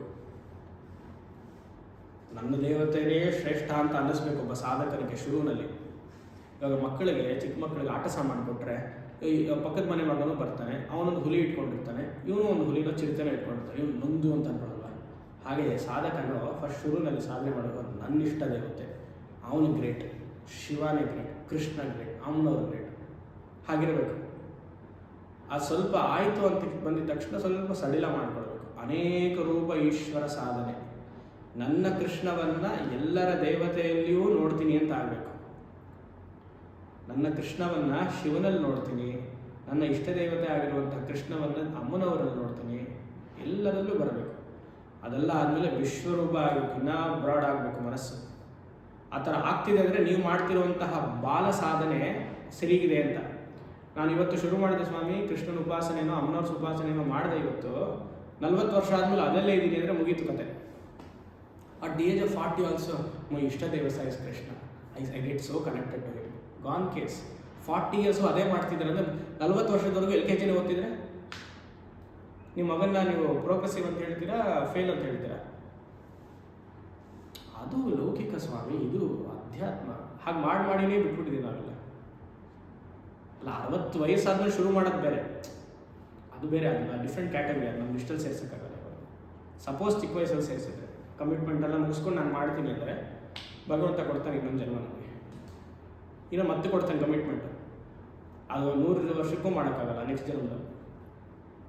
ಸೊ ಏಕರೂಪ ಈಶ್ವರದಿಂದ ಅನೇಕ ರೂಪ ಈಶ್ವರಕ್ಕೆ ಹೋಗಿ ವಿಶ್ವರೂಪ ಈಶ್ವರಕ್ಕೆ ಹೋಗಬೇಕು. ಅದಕ್ಕೆ ಗುರುಕುಲ ಸಿಸ್ಟಮಲ್ಲಿ 12 ವರ್ಷದಲ್ಲಿ ಎಲ್ಲ ಮುಗಿಸ್ಕೊಬಿಡಪ್ಪ ನೀನು, ಆಮೇಲೆ ವೇದಾಧ್ಯಯನ ಮಾಡಿ ಕರ್ಮವನ್ನು ಮಾಡಿ ವಾನಪ್ರಸ್ಥಕ್ಕೆ ಹೋಗಿ ಆಮೇಲೆ ಸನ್ಯಾಸ ತಗೊಂತ ಎಷ್ಟು ಚೆನ್ನಾಗಿ ಹಾಕಿದ್ರು. ಈಗ ಅದೆಲ್ಲ ಕಲಿಯುವುದು ತಲೆ ಕೆಳಗಾಗಿದೆ. ಇರಲಿ. ಸೊ ಆ ರೀತಿಯಾಗಿ ಹೋಗಬೇಕು, ಜಾಸ್ತಿ ಹೊತ್ತು ಹೇಳೋಕ್ಕಾಗಲ್ಲ. ಸೊ ಏಕರೂಪ ಅನೇಕ ರೂಪ ವಿಶ್ವರೂಪ. ಮನಸ್ಸು ಬ್ರಾಡ್ ಆಗ್ತಾ ಇರೋ ಉಪಾಸನೆಯಿಂದ. ಆವಾಗ ನಾವು ಏನು ಉಪಾಸನೆ ಮಾಡಿದ್ರು ಬ್ರಾಡ್ ಮನಸ್ಸು ಆಗಲಿಲ್ಲ. If mind is not getting expanded, if I am not able to accommodate ದೇವತಾಸ್ ಪೀಪಲ್, ಮೈ ಸಾಧನ ಇಸ್ ವೇಸ್ಟ್. ಮತ್ತು ಧ್ಯಾನ ಇರೋದೇ ಅದಕ್ಕೆ ತಾನೆ. ಉಪಾಸನ ಯೋಗೇನ ವಿಕ್ಷೇಪ ನಿವೃತ್ತಿ. ದ ರೂಲ್ ಆಫ್ ದಿ ಉಪಾಸನ ಈಸ್ ಟು ರಿಮೂವ್ ದಿ ವಿಕ್ಷೇಪ. ಅದು ಬಿಟ್ಬಿಟ್ಟು ನಾನು ಆ ಸಿದ್ಧಿಗೆ ಟ್ರೈ ಮಾಡ್ತೀನಿ, I will control the mind. ಇದೆಲ್ಲ ನಾಟಕ, ಇದೆ ಸಂಪ್ರದಾಯದಲ್ಲಿ ಬರಲ್ಲ. ಆಯಿತಾ? ಸೊ ಇದನ್ನು ಫಸ್ಟ್ 3 ನೀನು ಚೆನ್ನಾಗಿ ಮಾಡಪ್ಪ ಅಂತ ಆಚಾರ್ಯರು ನಮಗೆ ಉದ್ದೇಶ ಮಾಡ್ತಿದ್ದಾರೆ. ಯಜ್ಞದಾನ ತಪಕರ್ಮ ತ್ಯಾಜ್ಯಂ ಕಾರ್ಯಮೇವತ್ ಕಿಮರ್ಥಂ ಪಾವನಾನಿ ಮನೀಷಿನ. ಯಾತಕ್ಕೆ ಮಾಡಬೇಕು? ಮನಸ್ಸನ್ನು ಶುದ್ಧಿ ಮಾಡುತ್ತೆ. ಇದು ಮೊದಲನೇ ಹಂತ. ಸೊ ಇವಾಗ ಮೊದಲನೇ ಲೈನ್ ನೋಡಿ, ತಪೋಯಜ್ಞ ದಾನಾದಿಭಿಹಿ ಆದಿಭಿಹಿ ಎಕ್ಸೆಟ್ರಾ ಅಂತ ಹಾಕಿದ್ರು. ದೇವಸ್ಥಾನಕ್ಕೆ ಹೋಗಿ ತೀರ್ಥಯಾತ್ರೆ ಮಾಡಿ, ಪುಷ್ಕರ, ಇವಾಗ ನರ್ಮದಾ ಪುಷ್ಕರ ಆಗ್ತಿದೆ, ಗುರು ವೃಷಭ ರಾಶಿಗೆ ಬಂದಿರೋದು ಎಲ್ಲರೂ ಅಲ್ಲಿ ಹೋಗಿ ಗಲೀಜು ಮಾಡ್ಕೊಂಡು ಬಂದಿದ್ದಾಯಿತು. ಅಲ್ಲಿ ಹೋಗಿ ನೀರು ಸ್ನಾನ ಮಾಡಿ ಶುದ್ಧ ಬುದ್ಧಿ ಆಯ್ತಾ. ಪ್ರತಿ ವರ್ಷ ಗುರು ಒಂದೊಂದು ಮನೆಗೆ ಹೋಗ್ತಿದ್ದಾಗ ಒಂದು ಪುಷ್ಕರ ಇರುತ್ತಲ್ವ, ಈ ಸತಿ ನರ್ಮದಾ, ಎಲ್ಲರೂ ಅಲ್ಲಿ ಹೋಗಿ ಇದಾಯ್ತು. ಇವಾಗ ಪರವಾಗಿಲ್ಲ, ಒಳ್ಳೇದು. ನರ್ಮದಾ ಪ್ಯೂರ್ ಆಗ್ತಾಳೆ, ನಾವು ಇಂಪ್ಯೂರ್ ಆಗ್ತೀವೋ ಗೊತ್ತಿಲ್ಲ. ಆಮೇಲೆ ಎರಡನೇ ಸಲ ಹೇಳುತ್ತೆ, ಈ ಶುದ್ಧ ಬುದ್ಧಿಯನ್ನು ಮಾಡ್ಕೊಂಡ್ಮೇಲೆ ಮನಸ್ಸಿನಲ್ಲಿ ವೈರಾಗ್ಯವನ್ನು ಬೆಳೆಸ್ಕೋ ಅಂತ ಹೇಳ್ತಾರೆ. ವಿರಕ್ತ ಅಂದರೆ ಈ ಸಾಧನೆ ಜೊತೆಗೆ ವೈರಾಗ್ಯವನ್ನು ಬೆಳೆಸ್ಕೋ. ವೇದಾಂತಕ್ಕೆ ಬೇಕಾಗಿರುವಂತಹ, ನಿಧಿಧ್ಯಾಸನಕ್ಕೆ ಬೇಕಾಗಿರುವಂತಹ ಮೂಲಭೂತ ಸಾಧನೆಯು ವಿರಕ್ತಿ, ಡಿಸ್ಪ್ಯಾಷನ್, ವೈರಾಗ್ಯ. ಒಟ್ಟಿಗೆ ಡಿಸ್ಪ್ಯಾಷನ್ ಬೆಳೆಸ್ಕೊಳ್ಳಿ ಅಂತ ಶಾಸ್ತ್ರನೂ ಹೇಳ್ತಿಲ್ಲ, ಆಚಾರ್ಯರು ಹೇಳ್ತಿಲ್ಲ, ನಾನು ಹೇಳ್ತಿಲ್ಲ. ಇರುವಂತಹ ಸ್ಥಿತಿಯಲ್ಲಿ ಒಂದು ಸ್ವಲ್ಪ ಶಾಕ್ ಅಬ್ಸರ್ವ್ ರೀತಿಯಾಗಿ ಕಷ್ಟವನ್ನು ತಡ್ಕೊಳ್ಳುವಂತಹ ಮನಸ್ಥಿತಿ ಬೇಕು ನಮಗೆ. ಅದಕ್ಕೆ ಇಲ್ಲಿ ವಿರಕ್ತ ಅಂತ ಹೇಳೋದು. ಆ ವಿರಕ್ತ ಏನು ಮಾಡಬೇಕು? ಹಲವಾರು ಸಾಧನೆಗಳನ್ನೆಲ್ಲ ಮಾಡ್ತೀವಲ್ವಾ, ಆವಾಗ ಭಗವಂತನನ್ನು ಶುರುವಿನಲ್ಲಿ ವಿರಕ್ತಿಯನ್ನು ಬೆಳೆಸ್ಕೊಳ್ಬೇಕು. ಅಂದರೆ ಭಗವಂತನನ್ನು ನಮ್ಮ ಜೀವನದಲ್ಲಿ ತಗೊಂಡು ಬರಬೇಕು. ಅಂದರೆ we should make God as A part of the family. ಭಗವಂತನನ್ನು ನಮ್ಮ ಇದರಲ್ಲಿ ಫ್ಯಾಮಿಲಿಗೆ ತಂದುಬಿಟ್ರೆ ಆವಾಗ ಅವನು ಇಂಪಾರ್ಟೆಂಟ್ ಕ್ಯಾರೆಕ್ಟರ್ ಆಗ್ತಾನೆ. ಆವಾಗ ನಾವು ನೋಡಬೇಕು, ಫ್ಯಾಮಿಲಿಯಲ್ಲಿ ಇರುವಂತಹ ಮನುಷ್ಯರೆಲ್ಲ ಬದಲಾವಣೆ ಆಗ್ತಿದ್ದಾರಾ, ಭಗವಂತ ಬದಲಾವಣೆ ಆಗೋ ರೀತಿಯಲ್ಲಿ ಅಂತ. ಅವಾಗೇನಾಗುತ್ತೆ, ಪ್ರತಿಯೊಬ್ಬ ಮನುಷ್ಯನು ಬದಲಾವಣೆ ಆಗ್ತಾ ಇರ್ತಾನೆ. ಅವನು ಮನಸ್ಸು ಬೆಳೀತಿದ್ದಾಗೆಲ್ಲ ಅವನ ಸರ್ಕಮ್ಸ್ಟಾನ್ಸಸ್ ಹೇಗಿರುತ್ತೋ ಪ್ರಪಂಚದಲ್ಲಿ, ಅವನ ಪ್ರಾರಬ್ಧ ಕರ್ಮ ಹೇಗಿರುತ್ತೋ ಮನುಷ್ಯ ಬದಲಾಗ್ತಾ ಹೋಗ್ತಾ ಇರ್ತಾನೆ. ಆವಾಗ ಭಗವಂತನು ಬದಲಾವಣೆ ಆಗ್ತಿದ್ದಾನ ಅಂತ ನೋಡಬೇಕು. ಅವನು ಹಾಗೇ ಇರ್ತಾನೆ. ನೀವು ಹೇಗೆ ಅವನ್ನ ಕರೆದ್ರೋ, ನೀವು ಹೃದಯದಲ್ಲಿ ಹಾಕೊಂಡ್ರೋ, ಇವತ್ತು ಹೇಗೆ ಕೃಷ್ಣ ಬಂದೋ ಅಥವಾ ಅಮ್ಮನವರು ಬಂದರೋ ಹಾಗೆ ಕೊನೆಯ ದಿವಸವರೆಗೂ ಇರ್ತಾರೆ. ಆದರೆ ನೀವು ಯಾರನ್ನು ಕರ್ಕೊಂಡ್ರಲ್ವ, ಒಂದು ದಿವಸ ಹೀಸ್ ಮೈಂಡ್ ಶೀಸ್ ಮೈಂಡ್ ಅಂತ ಕರ್ಕೊಂಡ್ರಲ್ವ, ಅವ್ರು ಚೇಂಜ್ ಆಗ್ತಾನೇ ಇರ್ತಾರೆ. ಆವಾಗ ನಿಮಗೆ God alone is real, these people are not real, ಅದಕ್ಕೆ ವಿರಕ್ತಿ ಬರಬೇಕು. Bring or make God as a family member first. ಆಮೇಲೆ ಕಷ್ಟ ಬಂದಾಗ, ಸುಖ ಬಂದಾಗೆಲ್ಲ ಭಗವಂತ ಹೇಗಿದ್ದಾನೆ, ನಮ್ಮ ಅಕ್ಕಪಕ್ಕದವ್ರು ಹೇಗಿದ್ದಾರೆ ನೋಡಬೇಕು. ಅವರು ಮೇಲೆ ಕೆಳಗಡೆ ಹೋಗ್ತಾ ಇರ್ತಾರೆ, ಅವರನ್ನು ಬಿಡಬೇಕು. ಅವಾಗ ಭಗವಂತನ, ಅದಕ್ಕೆ ಇಲ್ಲಿ ವಿರಕ್ತಿ ಅಂತ ಹಾಕಿರೋದು. ಅರ್ಥಕಾಮದಲ್ಲಿ ವಿರಕ್ತಿಯನ್ನು ಬೆಳೆಸ್ಕೋ, ಎರಡನೇ ಪಾಠ. ಮೊದಲನೇ ಪಾಠ ಏನೋ ವೈರಾಗ್ಯ. ವೈರಾಗ್ಯ / ಪಾಯಿಂಟ್ ನಂಬರ್ 1, ಭಗವಂತನನ್ನು ನಮ್ಮ ಸಂಸಾರದಲ್ಲಿ, ನಮ್ಮ ಕುಟುಂಬದಲ್ಲಿ ತಗೊಂಡು ಬರಬೇಕು. ಆಮೇಲೆ ಕುಟುಂಬದ ಸದಸ್ಯರೆಲ್ಲರೂ ಏರುಪೇರು ಆಗ್ತಿರ್ತಾರೆ, ಭಗವಂತ ಹಾಗೆ ಇರ್ತಾರೆ. ಸೊ ಟಿಕ್ ಮಾರ್ಕ್, ಭಗವಂತನನ್ನು ನಾನಿನ್ನ ಆಶ್ರಯಿಸಬೇಕು. ಆಮೇಲೆ ಈ ಪುರುಷಾರ್ಥದಲ್ಲಿ ಅರ್ಥಕಾಮ ಅಂತ ಇದೆಯಲ್ಲ, ಅದರಲ್ಲಿ ಸ್ವಲ್ಪ ಆಸೆ ಕಮ್ಮಿ ಆಗ್ತಾ ಬರಬೇಕು. ಇಲ್ಲ ಸ್ವಾಮಿ ನಮ್ಗೆ ಅದು ಆಗಲ್ಲ ಅಂತಂದರೆ ಫೈನ್, ಬಟ್ ಯಾರೂ ಫೋರ್ಸ್ ಮಾಡಿಲ್ಲ. ಇವತ್ತು ಸ್ವರೂಪಾನುಸಂಧಾನ ಇವತ್ತು ನೀವು ಕೂಡಲೇಬೇಕು ಅಂತ ಯಾರು ಹೇಳಿಲ್ಲ. ಆಗಲ್ಲ ಅಂದ್ರೆ ಆಗಲ್ಲ, ಅಷ್ಟೇ ಮುಗಿತು. ಆ ವಿರಕ್ತಿ ಅರ್ಥ ಹಾಗೂ ಕಾಮದಲ್ಲಿ ನಾನು ಸಂಪಾದನೆ ಮಾಡ್ತಾ ಇದ್ದೀನಿ, ಇವತ್ತು ನನ್ನ ಹೊಟ್ಟೆ ತುಂಬ್ತಾ, ನನ್ನ ಹೆಂಡತಿಗೆ ತುಂಬ್ತಾ, ಮಕ್ಕಳು ನೋಡ್ಕೊಂಡಿದ್ದೀನ, ಅಷ್ಟೇ. ವೇದಾಂತ ಧ್ಯಾನಕ್ಕೆ ಹೋಗಬೇಕು ಅಂದರೆ ಇದೆಲ್ಲ ಏನೋ ಲಕ್ಷ್ಯ ವೇದಾಂತ ನಿಧಿಧ್ಯಾಸನಕ್ಕೆ. ಇಲ್ಲ ನಮ್ಗೆ ಅದು ಆಗಲ್ಲ, ಹೀಗೆ ಇರ್ತೀವಿ, ಫೈನ್. ಶಾಸ್ತ್ರ ಅಲೌಸ್, ವೇದ ಮಾತ ಅಲೌಸ್. ಯಾವಾಗ ಅರ್ಥಕಾಮಕ್ಕೆ ಮನಸ್ಸು ಇಷ್ಟಪಡಲ್ವೋ ಆಗ ವೈರಾಗ್ಯ ಬಂದಾಗೆ ಗುರು ಹೇಳಿರುವಂತಹ ತತ್ವ ಎಲ್ಲ ನಿಮಗೆ ಹಿಡಿಸ್ತಾ ಹೋಗುತ್ತೆ. ಅವಾಗ ಗುರು ಅಯ್ಯೋ ಇವ್ರು ಯಾವುದೋ ಲೋಕದಲ್ಲಿ ಮಾತಾಡ್ತಿದ್ದಾರೆ ಅಂತ ಅನ್ಸಲ್ಲ, ಹೀಸ್ ಟಾಕಿಂಗ್ ಸೆನ್ಸ್ ಅಂತ ಅನ್ಸುತ್ತೆ. ಯಾವಾಗ ವೆನ್ ಯು ಹ್ಯಾವ್ ವೈರಾಗ್ಯ. ನಮಗೆ ವೈರಾಗ್ಯ ಇಲ್ಲ, ನಮಗೆ ಅಟ್ಯಾಚ್ಮೆಂಟ್ ಇತ್ತು ಅಂದರೆ ಅಯ್ಯೋ ಅವ್ರೇನೋ ಮಾತಾಡ್ತಾರಪ್ಪ ವೇದಾಂತ, ನಮಗಾಗಲ್ಲ. ನಾವು ಅವ್ರ ಹತ್ರ ಯಾತಕ್ಕೆ ಹೋಗ್ತೀವಿ ಅಂದರೆ ಕಷ್ಟ ಕೇಳ್ಕೊಳ್ಳೋಕೆ ಮಾತ್ರ ಹೋಗ್ತೀವಿ, ವೇದಾಂತ ಎಲ್ಲ ನಮ್ಗೆ ಬೇಡ. ಸೊ ಗುರು ಏನು ಮಾಡ್ತಾರೆ, ಅವಾಗ ಅದನ್ನು ಮಾತ್ರ ಡೀಲ್ ಮಾಡ್ತಾರೆ ಅಷ್ಟೇ ಅಲ್ವಾ, ಯೋಚನೆ ಮಾಡಿ. ಸೊ ಅದಕ್ಕಿಲ್ಲ ಆಚಾರ್ಯರು ಹೇಳ್ತಿದ್ದಾರೆ, ನೃಪಾದೇಹೇ ಪದೇಹೇ ವಿರಕ್ತ ಭಾವ. ಪದ ಅಂದರೆ ಪೊಸಿಷನ್, ನೃಪಾದೇಹ ಅಂದರೆ ಕಿಂಗ್ಸ್ ಪೊಸಿಷನ್. ಅಂದರೆ ನೀವು ಅಲ್ಲಿ ಕಿಂಗ್ ಪೊಸಿಷನ್ ಅಂತ ಹಾಕಿದರೆ ರಾಜನ ಸ್ಥಾನವನ್ನು ಬಿಡು. ಅಂದ್ರೇನು, ಅರ್ಥಕಾಮವನ್ನು ಬಿಡು. ಅದನ್ನು ಏನು ಮಾಡಬೇಕಂತ ಹೇಗೆ ಬಿಡೋದು? ತುಚ್ಛ ಬುದ್ಧಿಯ, ಅದನ್ನು ತುಂಬ ತುಚ್ಛ ಅಂದರೆ ನೆಗ್ಲೆಕ್ಟ್ ಮಾಡುವಂಥ, ಕೀಳ್ಮಟ್ಟಕ್ಕೆ ನೋಡುವಂಥ ಅರ್ಥ. ನಾವು ಹಾಗೆ ನೋಡೋದು ಬೇಡ. ಇಂಪಾರ್ಟೆನ್ಸ್ ಕಮ್ಮಿ ಕೊಡು, ಅರ್ಥಕಾಮಕ್ಕೆ ಇಂಪಾರ್ಟೆನ್ಸ್ ಕಮ್ಮಿ ಕೊಡು ಅಂತ ಅರ್ಥ. ತುಚ್ಛ ಬುದ್ಧಿಯ. ಯಾಕೆ? ಪ್ರತಿಯೊಂದು ವಸ್ತುವು, ಪ್ರತಿಯೊಂದು ಸನ್ನಿವೇಶವು ಜೀವನದಲ್ಲಿ ಅಥವಾ ಪ್ರತಿಯೊಂದು ವ್ಯಕ್ತಿಯು ಬರ್ತಾರೆ ಹೋಗ್ತಿರ್ತಾರೆ, ಅದಕ್ಕೆ ಅದು ತುಚ್ಛ ಬುದ್ಧಿಯ. ಆಗದೆ ಸ್ವಾಗತಂ ಕುರ್ಯಾತ್ ಗಚ್ಚಂತ ನಿವಾರಯೇತ್ ಅಲ್ವಾ? ಈ ಗುರುಪಾದುಕಾ ಸ್ತೋತ್ರದಲ್ಲಿ ಬರ್ತಾ, ಗುರು ಸ್ತೋತ್ರದಲ್ಲಿ ಬರ್ತಾ ನೃಪಾಲಿ ನೃಪಾಲಿ ನೃಪಾಲಿ ಬೌಳಿರ್ ವ್ರಜರತ್ನಕಾಂತಿ ಸರಿದ್ವಿರಾಜಶಕನ್ಯಕಾಭ್ಯಾಂ ನೃಪತ್ವದಾಭ್ಯಾಂ ನತಲೋಕಪಂತೆ ನಮೋ ನಮಃ ಶ್ರೀ ಗುರುಪಾದುಕಾಭ್ಯಾಂ. ಸಲುವಾಯಿತು ಈ ನೃಪಾಲಿ ಪದ ಬಂತಲ್ಲ, ಅದಕ್ಕೆ ಯೋಚನೆ ಮಾಡಿ. ನೃಪಾದೇಹೇ ಪದೇಹೇ ಅಂದರೆ ಉನ್ನತೋನ್ನತ ಪೊಸಿಷನಲ್ಲಿ ನೀವೇನಿರ್ತೀರಾ ಅದೇ ಸತ್ಯ ಅಂತ ಅಂದ್ಕೊಂಡ್ಬಿಡಿ. ವೇದಾಂತ ನಿಧಿಧ್ಯಾಸನವನ್ನು ಮಾಡಬೇಕು ಅಂದರೆ ಆ ಪೊಸಿಷನಿಂದ ಕಮ್ಮಿ ಬರೀ. ಇನ್ ಶಾರ್ಟ್, ಅರ್ಥಕಾಮವನ್ನು ಕಮ್ಮಿ ಮಾಡಿಕೊಳ್ಳಿ, ವಿರಕ್ತಿ ವೈರಾಗ್ಯವನ್ನು ಬೆಳೆಸ್ಕೊಳ್ಳಿ, ತುಚ್ಛ ಬುದ್ಧಿವಾಗಿ ನೋಡಿ, ಕೀಳ್ಮಟ್ಟಕ್ಕೆ ನೋಡಿ, ಹಾಗೆ ಅಂತ. ಆಮೇಲೆ ಸರ್ವಂ ಪರಿತ್ಯಜ್ಯ, ಧರ್ಮವನ್ನು ಏನಾಯಿತು, ವಿವೇಕವನ್ನು ಬೆಳೆಸ್ಕೊಂಡ್ವಿ. ಜನರೆಲ್ಲ ಬದಲಾವಣೆ ಆಗ್ತಿರ್ತಾರೆ, ಭಗವಂತ ಮಾತ್ರ ಸತ್ಯ ಅನ್ನುವಂಥ ವಿವೇಕ ಬಂತು. ಆಮೇಲೆ ವೈರಾಗ್ಯ ಬಂತು. ಮನಸ್ಸನ್ನು ಕರ್ಮಯೋಗ ಉಪಾಸನ ಯೋಗದಿಂದ, ಪೂಜಾ ಯಜ್ಞ ತಪಸ್ಸಿಂದ ಶುದ್ಧಿ ಮಾಡಿಕೊಂಡಿದ್ದೀವಿ. ಅವಾಗೇನಾಯಿತು? ಸನ್ಯಾಸವನ್ನು ತಗೋ ಅಂತಿದ್ದಾರೆ. ಅಯ್ಯೋ, ಈಗ ತಾನೇ ಎಂಟರ್ ಆಗಿದ್ದೀವಿ, ಫಸ್ಟ್ ಇಯರ್ ಆ್ಯನಿವರ್ಸರಿ, ನೀವು ಹಿಂಗೆ ಹೇಳಿಬಿಟ್ರೆ ಹೇಗೆ? ಸರ್ವಂ ಪರಿತ್ಯಜ್ಯ, ನನ್ನ ಮಾತಲ್ಲ, ಶಂಕರರ ಮಾತು. ನೀವು ಯಾರು ಬಿಡಲ್ಲ, ಗೊತ್ತು, ಸುಮ್ಮನೆ ಹೇಳ್ತಾರೆ. ಯಾಕಂದ್ರೆ ಬಂಧನ ಅಷ್ಟು ಸ್ಟ್ರಾಂಗ್ ಆಗಿದೆ. ಅಯ್ಯೋ, ಸ್ವಲ್ಪ ಮನೆಯವ್ರಿಗೇನಾದ್ರು ಓಡು, ಈ ನಮ್ಮ ಮಗನಿಗೇನಾದ್ರು ಓಡು, ಅಲ್ಲೇ ವಿರಕ್ತಿ ಇಲ್ಲ. ಸರ್ವಂ ಪರಿತ್ಯಜ್ಯ, ಇಲ್ಲಿ ಬರುತ್ತೆ ಗೀತೆಯಲ್ಲಿ, ಸರ್ವಧರ್ಮಾನ್ ಪರಿತ್ಯಜ್ಯ ಮಾಂ ಏಕಂ ಶರಣಂ ವ್ರಜ.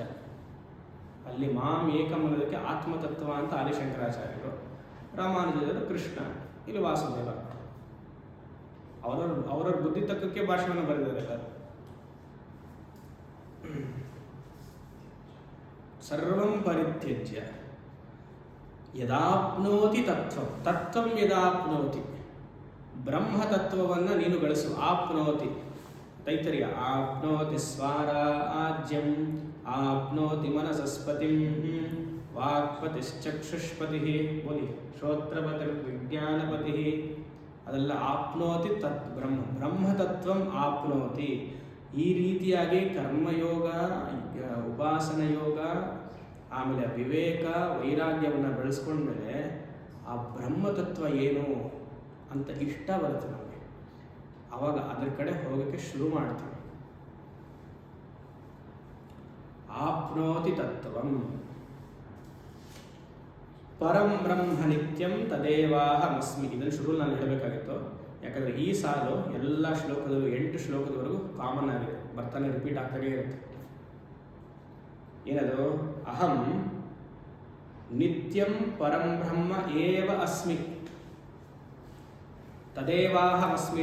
ತದ್, ಈ ಮೇಲ್ಗಡೆ ಹೇಳಿರುವಂತಹ ಲಕ್ಷಣ ಯಾವುದು?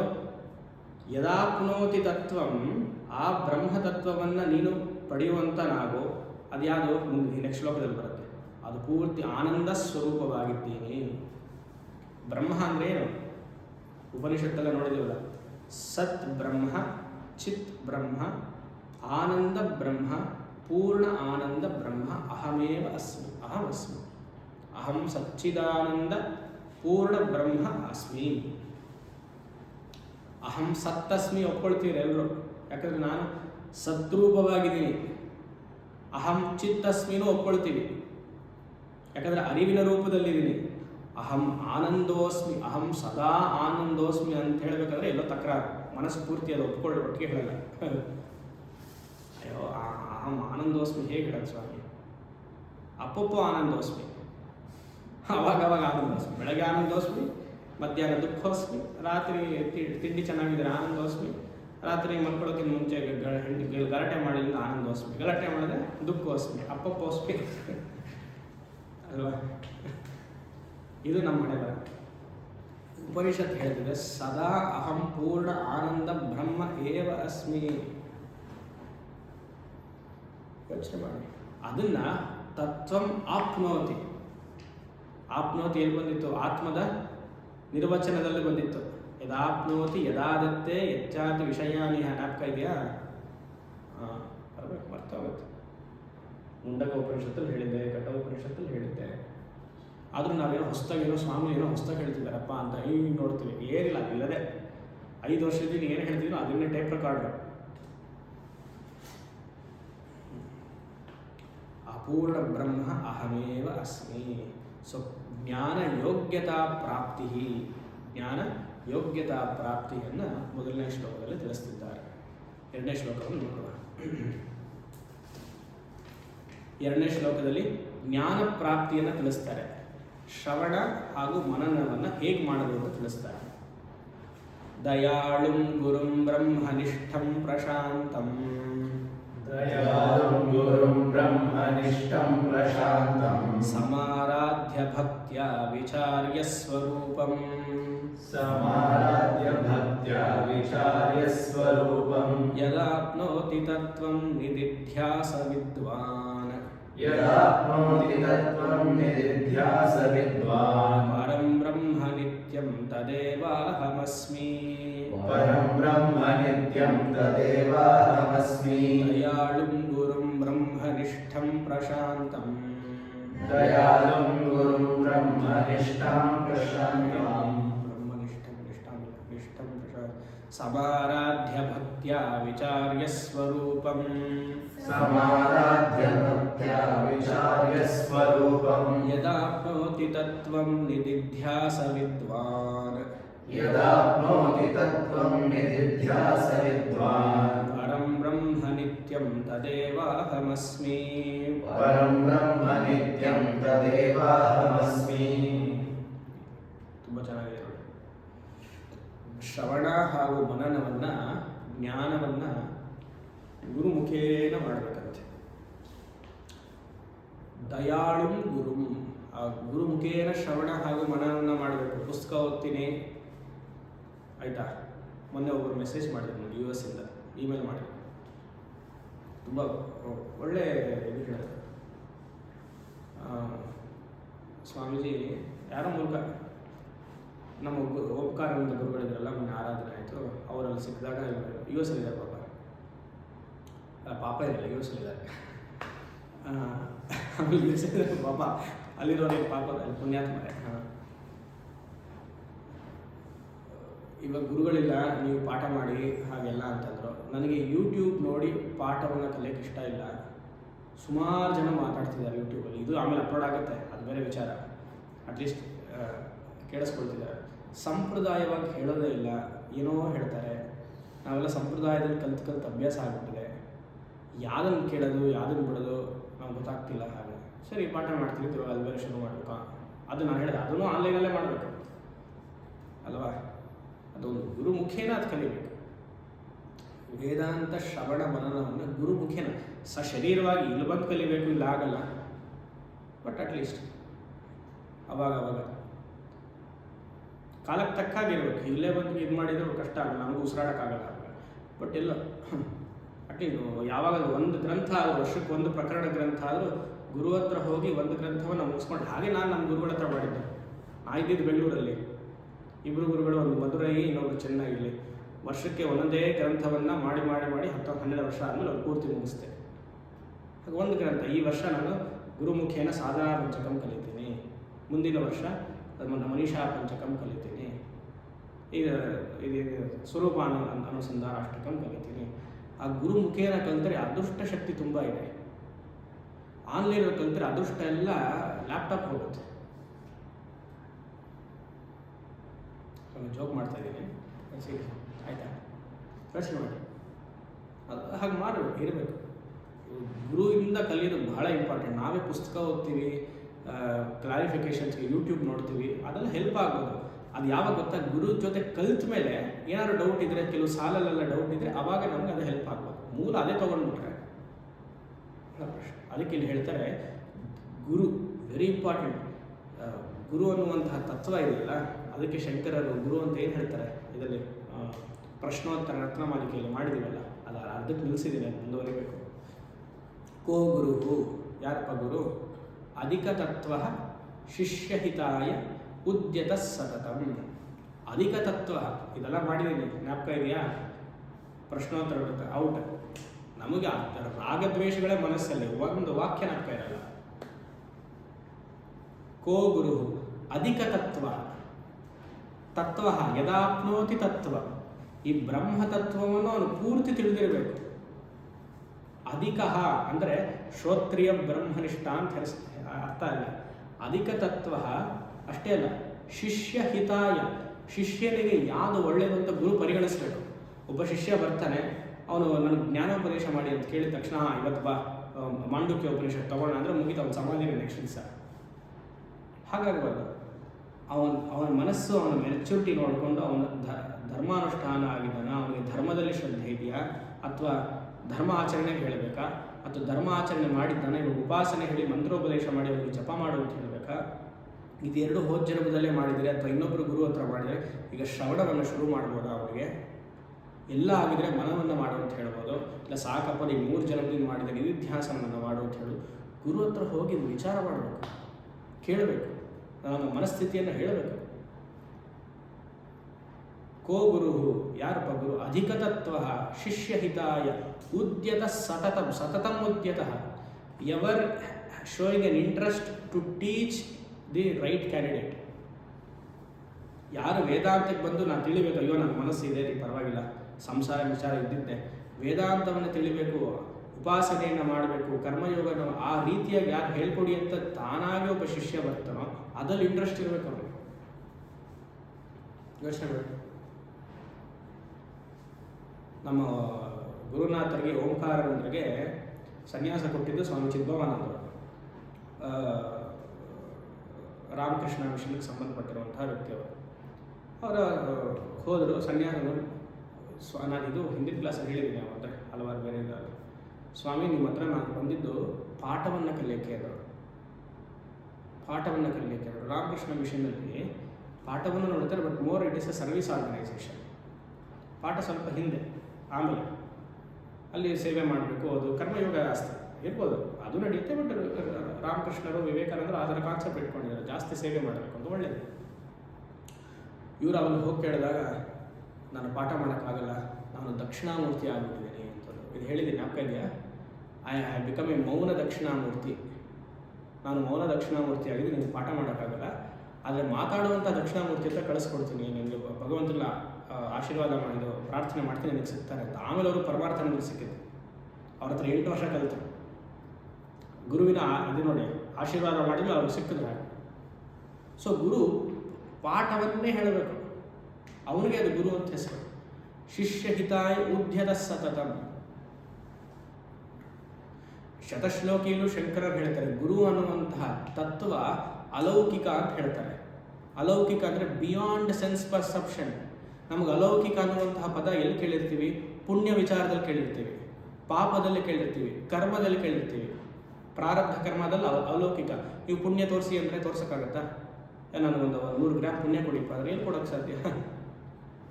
ಹಿರಿಯರು ಹೇಳಿದ್ದಾರೆ, ಸಂಪ್ರದಾಯ ಹೇಳ್ತಿದೆ, ಪುಣ್ಯವನ್ನು ಮಾಡಿ ಸಂಪ್ರದಾಯ ಹೇಳಿರುವಂತಹ ರೀತಿಯಲ್ಲಿ ಕರ್ಮವನ್ನು ಮಾಡಿ ಪುಣ್ಯ ಸಂಪಾದನೆ ಮಾಡ್ಕೊಳ್ಳುವಂಥ ಮಾತು ಕೇಳಿದ್ದೀವಿ. ಪುಣ್ಯ ಹೇಗೆ? ಅದು ಅದೃಷ್ಟ. ಆ ರೀತಿಯಾಗಿ ಶಂಕರರು ಗುರುವನ್ನು ಅಲೌಕಿಕ ಅಂತ ಹೇಳ್ತಾರೆ. ದ ವರ್ಡ್ ಗುರು ಇಂಗ್ಲೀಷಲ್ಲಿ ಹಾಕೊಂಡ್ರೆ GURU, ಕನ್ನಡದಲ್ಲಿ ಹಾಕೊಂಡ್ರೆ ಗುರು.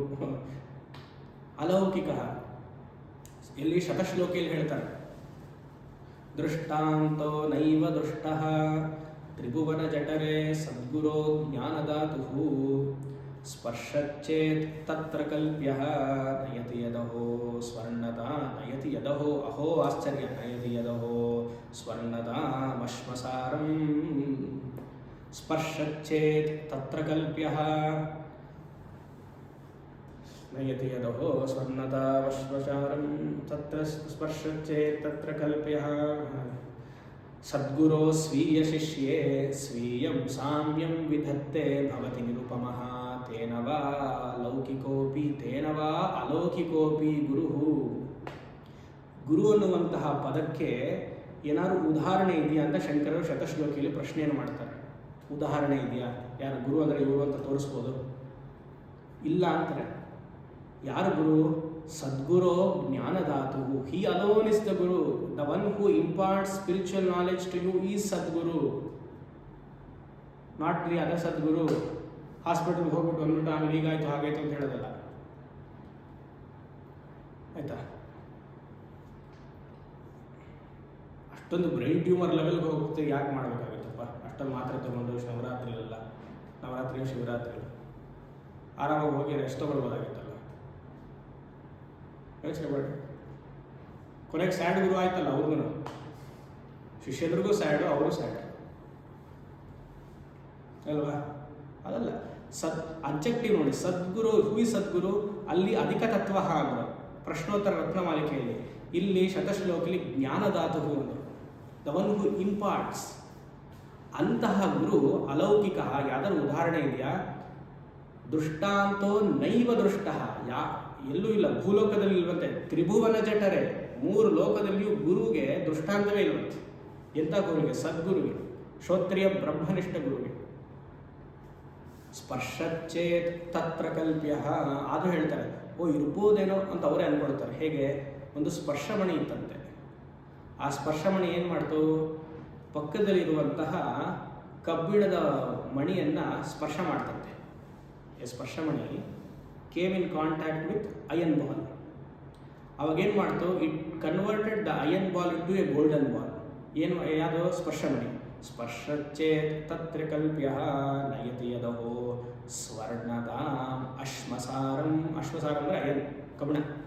ಅದು ಕನ್ವರ್ಟ್ ಮಾಡ್ತಂತೆ. ಓ ಗುರು ಪರವಾಗಿಲ್ವಲ್ಲ, ಹೀಗೆ ಕನ್ವರ್ಟ್ ಮಾಡ್ಬೋದಾ? ಅದು ಮತ್ತೆ ಪ್ರಶ್ನೆ ಮಾಡ್ತಾರೆ. ಓಕೆ, ಕಬ್ಬಿಣದ ಮಣಿಯನ್ನು ಸ್ಪರ್ಶ ಮಾಡಿದ ತಕ್ಷಣ ಅದೇನಾಯಿತು? ಸ್ವರ್ಣ ಆಗೋಯಿತು. ಆದರೆ ಸ್ಪರ್ಶ ಆಗಿರುವಂತಹ ಮಣಿ ತಗೊಂಡು ಇನ್ನೊಂದು ಕಬ್ಬಿಣದ ಮಣಿ ಪಕ್ಕದಲ್ಲಿಟ್ಟರೆ ಸ್ಪರ್ಶ ಮಾಡುತ್ತಾ? ಅದು ಮಾಡಲ್ಲ. ಅದಕ್ಕೆ ಯಾವ ಉದಾಹರಣೆಯೂ ಇಲ್ಲ. ಅದೇ ಸದ್ಗುರು ಏನು ಮಾಡ್ತಾನೆ? ಆ ಶಿಷ್ಯನನ್ನು ಸ್ವೀಯಂ ಸಾಮ್ಯೇ ವಿಧತ್ತೆ ಭವತಿ ನಿರುಪಮಃ. ಆ ಶಿಷ್ಯವನ್ನು ಹೇಗೋ ಹುಚ್ಚುಚ್ಚಾಗಿರ್ತಾನೆ ಆ ಶಿಷ್ಯ, ಎಲ್ಲ ಪ್ರಾಕೃತ ಪುರುಷ. ಅವನನ್ನು ಹತ್ತಿರ ಕರ್ಕೊಂಡು ಅವನು ಚೆನ್ನಾಗಿ ಮೋಲ್ಡ್ ಮಾಡಿ ಮಾಡಿ ಮಾಡಿ ಅವನು ಗುರುಸ್ಥಾನ ಕರ್ಕೊಂಡು ಬರ್ತಾನೆ. ಪ್ರಾಕೃತ ಪುರುಷ ಆಗಿರುವಂತಹ ವ್ಯಕ್ತಿಯನ್ನು ಸಂಸ್ಕೃತ ಪುರುಷನನ್ನು ಮಾಡಿ, ಮನಸ್ಸಲ್ಲಿ ವಿಕಾರಗಳೆಲ್ಲಿರುತ್ತೆ ಅದನ್ನೆಲ್ಲ ಸಂಸ್ಕಾರ ಮಾಡಿ, ಸರಿಯಾಗಿ ಉಪದೇಶವನ್ನು ಮಾಡಿ, ಆಮೇಲೆ ವೇದಾಂತ ಕರ್ಕೊಂಡ್ಬಂದು ನೀನು ಬ್ರಹ್ಮಜ್ಞಾನಿ ಅಂತ ಮಾಡ್ತಾನೆ. ಅಂತಹ ಗುರು ಅಲೌಕಿಕ ಅಪಿ. ಎಲ್ಲಿ ನೋಡೋಕ್ಕೆ ಸಾಧ್ಯ? ನಾನು ಯೋಚನೆ ಮಾಡಿ. ಗುರು ಅನ್ನುವಂಥ ಪದ ಹಾಗೆ ಸಂಪ್ರದಾಯದಲ್ಲಿ ಹಾಗೆ ನೋಡಿದ್ದಾರೆ ನಮ್ಮಲ್ಲಿ. ವಿವೇಕ ಚೂಡಾಮಣಿ ನಾವು ಗುರುವಿನ ಲಕ್ಷಣವನ್ನು ನೋಡಲ್ವಾ? ಹೇಳ್ತೀರಾ ವಿವೇಕ ಚೂಡಾಮಣಿ? ಅಯ್ಯೋ ಅದು ಹೋದ ಜನ್ಮದಲ್ಲಿ ಮಾಡಿದ್ವಿ, ನೀವು ಕೇಳ್ತೀರಾ? ಅದೆಲ್ಲ ಮರ್ತೋಯ್ತು. ಅದು ನೋಟ್ಸ್ ಬರೆದ್ವಿ, ಅಲ್ಲಿಗೆ ಮುಗಿದೋಯ್ತು ಅಷ್ಟೇ. ಒಳ್ಳೇದಾಯ್ತು ನೀವು ಕಂಟಿನ್ಯೂ ಮಾಡಲಿಲ್ಲ ಅಂತ ಸುಮಾರು ಜನಕ್ಕೆ. ಶಾಂತ ಮಹಾಂತೋ ನಿವಸಂತಿ ಸಂತಹ ವಸಂತವಲ್ಲೋಕ ಹಿತಂ ಚರಂತಹ ತೀರ್ಣ ಸ್ವಯಂ ಭೀಮ ಭವಾರ್ಣವಂ ಜನಾನ್ ಅಹೇತು ತಾನ್ಯಾನ ಪಿತಾರಯಂತಹ. ಇಂತಹ ಗುರು ಲಕ್ಷಣ. ಅವನು ಶಾಂತ ಅಂತೆ. ಶಾಂತ ಮನಸ್ಸಲ್ಲಿ ಅವನು ನೆಮ್ಮದಿ ಇರಬೇಕು. ಯಾಕೆ? ಅದಕ್ಕೆ ಚಂದ್ರಶೇಖರ ಭಾರತಿ ಅವರು ಬರೀತಾರೆ ವ್ಯಾಖ್ಯಾನದಲ್ಲಿ, ನಿರ್ವಿಕಾರ ಮನಸ್ಸಃ. ಯಾಕೆ ಅವನು ಶಾಂತ ಆಗಿದ್ದಾನೆ? ಮನಸ್ಸಿನಲ್ಲಿ ಯಾವ ವೃತ್ತಿ ಇಲ್ವಂತೆ. ಅದಕ್ಕೆ ಟೀಕಾಕಾರರು ಬರೀತಾರೆ, ಬಾಹ್ಯೇಂದ್ರಿಯ ವಿಚಾರಶಕ್ತಿ ನಿರಾಸ. ಯಾವುದು ಆಸೆ ಇಲ್ವಂತವನಿಗೆ? ಬಾಹ್ಯೇಂದ್ರಿಯ ವಿಷಯಶಕ್ತಿ ನಿರಾಸಕ್ತ. ತಸ್ಮಾದೇವ ಶಾಂತಃ, ತಸ್ಮಾದೇವ ಮಹಾಂತಃ. ಶಾಂತ ಮಹಾಂತೋ ನಿವಸಂತಿ ಸಂತಃ ನಿತರಾಂ ಸಂತಃ ಸಂತಃ ವಸಂತವಲ್ಲೋಕ ಹಿತಂ ಚರಂತಹ. ವಸಂತ ಕಾಲ ಹೇಗೆ ಬಂತೋ ಇವಾಗ ಬಂತಲ್ಲ, ಎಲ್ಲ ಚಿಗುರುತ್ತೆ. ನಾವು ಹಾಡು ಕೇಳಿಲ್ವಾ? ವಸಂತ ಕಾಲ ಬಂದಾಗ ಮಾವು ಚಿಗರಲೇಬೇಕು, ಕೋಗಿಲೆ ಹಾಡಲೇಬೇಕು, ಕಂಕಣ ಕೂಡಿ ಬಂದಾಗ ಮದುವೆ ಆಗಲೇಬೇಕು. ಅದೇ ಅಲ್ವಾ? ನೋಡಿ, ಅದು ಹೇಳಿದ್ರೆ ಎಲ್ಲ ಇದೆ. ವಸಂತ ಕಾಲ ಬಂದ್ರೇನು? ಮಾವು ಸಿಗಿರಲೇಬೇಕು ಅಂದರೆ ಮಾವು ಮಾವಿನ ಹಣ್ಣು ಅಂದ್ರೇನು? ಸ್ವೀಟ್. ಅದು ಸ್ವೀಟ್ ಅಂದ್ರೇನು? Atmosphere is so nice. So ಗುರು ಅಲ್ಲಿ ವಸಂತ ಕಾಲಕ್ಕೆ ಹೋಲಿಸಿದ್ದಾರೆ. ಕೋಗಿಲೆ ಹಾಡಲೇಬೇಕು, ವಸಂತ ಕಾಲದಲ್ಲಿ ಜೋರ ಕಿರ್ಚ್ಕೊಳತ್ತಂತದು. ನಮ್ಮವ್ರು ಮನೇಲಿ ಹಾಡ್ತಾರಪ್ಪ, ಅಯ್ಯೋ ಆಮೇಲೆ ಕಂಕಣ ಕೂಡಿ ಬಂದಾಗ ಮುಹೂರ್ತಗಳು ಜಾಸ್ತಿ ಏಪ್ರಿಲ್ ಮೇ ಮಾಸದಲ್ಲಿ ಎಲ್ಲಿ ನೋಡಿದ್ರು ಚೌಟ್ರಿ ಬುಕ್ ಆಗಿಬಿಡುತ್ತೆ. ಆ ರೀತಿಯಾಗಿ ನಿತರಾಂಸಂತಹ ವಸಂತಹ ಮಮ ಗುರುಹು ಶಾಂತೋ ಶಾಂತ ಮಹಾಂತೋ ನಿವಸಂತಿ ಸಂತಹ ವಸಂತವಲ್ಲೋಕ ಹಿತಂ ಚರಂತಹ. ಹಿತಂ ಆನಂದಂ ಚರಂತಹ. ಅವ್ರು ನಡೀತಾ ಇರಬೇಕಾದ್ರೆ ಎಲ್ಲ ತತ್ವಜ್ಞಾನ ಮನಸ್ಸಲ್ಲಿ ಇರ್ಬೇಕಂದ್ರೆ ಎಲ್ರಿಗೂ ಆನಂದವನ್ನು ಕೊಡ್ತಾರಂತೆ. ನಮಗೆ ಇವಾಗ ನಡೆಯೋಕ್ಕೆ ಭಯ, ಯಾರಿನ್ನ ಏನು ಹೇಳ್ತಾರಂತ, ಆ ಥರ ನಮಗೆ. ಹಿತಂ ಚರಂತಹ ತೀರ್ಣ ಸ್ವಯಂ ಭೀಮ ಭವಾರ್ಣವಂಜನಾನ್. ತೀರ್ಣ ಸ್ವಯಂ, ತೀರ್ಣ ದಾಟಿದಾರಂತೆ. ಏನು? ಭೀಮ ಭವಾರ್ಣವ, ಸಂಸಾರದ ಸಮುದ್ರವನ್ನು ದಾಟಿದಾರಂತೆ. ಭೀಮ ಭವಾರ್ಣವ, ಭಯ ಆಗತ್ತಂತ ಅದು ಸಮುದ್ರ, ಸಂಸಾರ ಗೊತ್ತಲ್ಲ. ಯಾವಾಗ ಶುರು ಆಯಿತು ಅಂತಲೇ ಗೊತ್ತಿಲ್ಲ, ಯಾವಾಗ ಕೊನೆ ಆಗುತ್ತೆ ಗೊತ್ತಿಲ್ಲ, ಭಯ. ಅಹೇತುತ ಜ್ಞಾನ ಪಿತಾರಯಂತಹ. ಶಿಷ್ಯನನ್ನು ಹಾಗೆ ದಾಟಿಸ್ತಾನಂತೆ. ಯಾತಕ್ಕೆ? ಕಾಂಟ್ರಿಬ್ಯೂಷನ್ ಕೊಟ್ಟರು ಅಂತಾನ? ಸರಳವಾಗಿ ಮಂತ್ಲಿ ಕಾಂಟ್ರಿಬ್ಯೂಷನ್ ಬರ್ತಿದೆ, ದಾಟಪ್ಪ ನೀನು, ನಾನೇನೋ ಆಶ್ರಮ ಕೆಲಸಕ್ಕೆ ಹೆಲ್ಪ್ ಮಾಡಿದ್ದೆ ಅಂತಾನ? ಅಲ್ವಲ್ಲ. ಅಹೇತುತ, ಯಾವ ಕಾರಣ ಇಲ್ಲದೇನೋ ಅವನು ಪೂರ್ಣ ಬ್ರಹ್ಮ ಆಗಬೇಕು, ಅವನ ಸ್ವರೂಪವನ್ನು ತಿಳಿಬೇಕು. ಆ ರೀತಿಯಾಗಿ ಗುರುವು. ಯೋಚನೆ ಮಾಡಿ. ಅದಕ್ಕೆ ಶಂಕರರು ಗ್ರೇಟ್. ಇವತ್ತು ಅವ್ರನ್ನ ಸ್ಮರಣೆ, ಇವತ್ತಲ್ಲ ಪ್ರತಿ ದಿವಸ. ನನಗೆ ಶಂಕರ ಜಯಂತಿ ಇವತ್ತು ತುಂಬ ವಿಶೇಷ ಅಂತ ಅನ್ಸೋದು. ಯಾಕಂದರೆ ಪ್ರತಿ ದಿವಸವೂ ಶಂಕರ ಜಯಂತಿಗೆ ನನಗೆ. ಶಂಕರರ ಜೀವನದ ಅದಕ್ಕೆ ಮುಡುಪಾಗಿಟ್ಟದೆ ಶಂಕರರಿಗೋಸ್ಕರ. ಈ ಶಾಂತ ಅನ್ನುವಂತಹ ಪದ ವಿವೇಕ ಚೂಡಾಮಣಿ ಮುಂಚೆನೇ ಬಂದಿದೆ. ಶ್ರೋತ್ರಿಯೋ ವೃಜಿನೋ ಕಾಮ ಹತೋಯೋ ಬ್ರಹ್ಮವಿತ್ತಮಃ ಬ್ರಹ್ಮಣ್ಯುಪರತಃ ಶಾಂತಃ ನಿರಿಂದನ ಇವಾನಲಃ. ಎಲ್ಲ ಇರಬೇಕು ಮನಸ್ಸಿನಲ್ಲಿ. ಈ ಥರ ಮನಸ್ಸಿನಲ್ಲಿ ಇದ್ರೇ ನಿಧಿಧ್ಯಾಸನ ಮಾಡೋಕ್ಕೆ ಸಾಧ್ಯ. ಸುಮ್ಮನೆ ಕಣ್ಣು ಮುಚ್ಕೊಂಡ್ಬಿಟ್ಟು ಆಮೇಲೆ ಅಲ್ಲಿ ಮೇಲೆ ನೋಡ್ತೀನಿ, ಇಲ್ಲಿ ನೋಡ್ತೀನಿ, ತಾಮ್ ತೈ ತಕ್ಕ ತೈ ಅಂತ ಡ್ಯಾನ್ಸ್ ಆಡೋದಲ್ಲ ನಿಧಿಧ್ಯಾಸನ ಅನ್ನೋದು. All Vedantic information should be here. That is ನಿಧಿಧ್ಯಾಸನ. ಅದಕ್ಕೆ ವೇದಾಂತಿಕ್ ಮೆಡಿಟೇಷನ್ ಅನ್ನೋದು. ತಿಳ್ಕೊಳ್ಳಿ. ನಿರಿಂದನ ಇವಾನಃ ಶ್ರೋತ್ರಿಯ ವೃಜಿನ ಅಕಾಮಹತಃ. ಕಾಮವನ್ನು ಕೊಂದಿದ್ದಾನಂತೆ ಗುರು. ಆದರೆ ಶಿಷ್ಯನ ಮುಂದೆ ಕಾಮ ಇದೆ ಅಂತ ತೋರಿಸ್ತಾನೆ. ಅದಕ್ಕೆ ಶಿಷ್ಯನಿಗೋಸ್ಕರ, ಅವನ ದಾಟಕ್ಕೋಸ್ಕರ. ಬ್ರಹ್ಮವಿತ್ತಮಃ ಬ್ರಹ್ಮಣ್ಯುಪರತಃ ಶಾಂತಃ ನಿರಿಂದನ ಇವಾನಲಃ. Very important. ಸೊ ಏನು ಹೇಳಕ್ಕೆ ಬಂದೆ? ಗುರು ಅನ್ನುವಂಥ ಶಬ್ದಕ್ಕೆ ಹೇಳಕ್ಕೆ ಬಂದೆ. ದಯಾಳುಂ ಗುರುಂ ಬ್ರಹ್ಮನಿಷ್ಠಂ ಪ್ರಶಾಂತಂ. ಇಲ್ಲೇ ಬಂದಿದೆಯಲ್ಲ, ನಾನು ಅದು ನೋಡಲೇ ಇಲ್ಲ.